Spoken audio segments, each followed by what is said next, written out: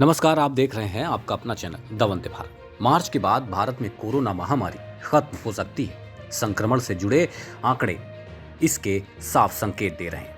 केंद्रीय स्वास्थ्य मंत्रालय के अधिकारियों का मानना है कि तीसरी लहर मार्च में पूरी तरह समाप्त हो जाएगी और चौथी लहर के आने की आशंका बहुत कम है। वैसे कोरोना के नए वेरिएंट के कारण कम टीकाकरण वाले देशों में कहीं कहीं महामारी की नई लहर देखने को मिल सकती है। स्वास्थ्य मंत्रालय के एक वरिष्ठ अधिकारी ने कहा कि तीसरी लहर के आंकड़ों से मार्च के अंत तक शताब्दी की इस महामारी से निजात मिलने के संकेत मिल रहे। उनके अनुसार भारत में तीसरी लहर की तीव्रता के बावजूद उसके ज्यादा घातक नहीं होने के ठोस वैज्ञानिक कारण हैं और वही कारण भविष्य में चौथी लहर को रोकने में भी मददगार साबित होंगे।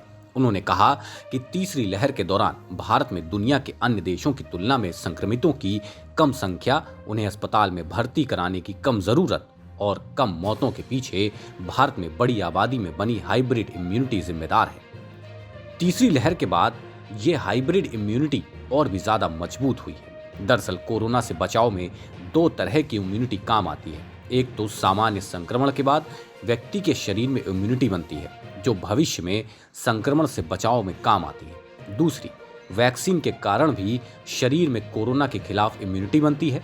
यदि किसी व्यक्ति में वैक्सीन और सामान्य संक्रमण दोनों तरीके से इम्यूनिटी बनती है तो उसे हाइब्रिड इम्यूनिटी कहा जाता है।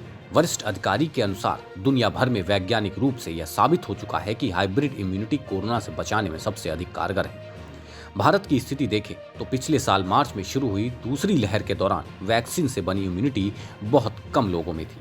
इसी तरह पिछले साल जनवरी में हुए सीरो सर्वे से पता चला था कि सिर्फ 7% लोग ही पहली लहर में संक्रमित हुए थे। यानी दूसरी लहर से पहले देश में 93% आबादी ऐसी थी जो आसानी से कोरोना की चपेट में आ सकती थी। दूसरी लहर के ज्यादा घातक होने के पीछे ये एक बड़ी वजह रही। लेकिन दूसरी लहर के बाद हुए जून में हुए सीरो सर्वे में पाया गया कि 67% लोग यानी 2/3 आबादी कोरोना से संक्रमित हो चुकी थी।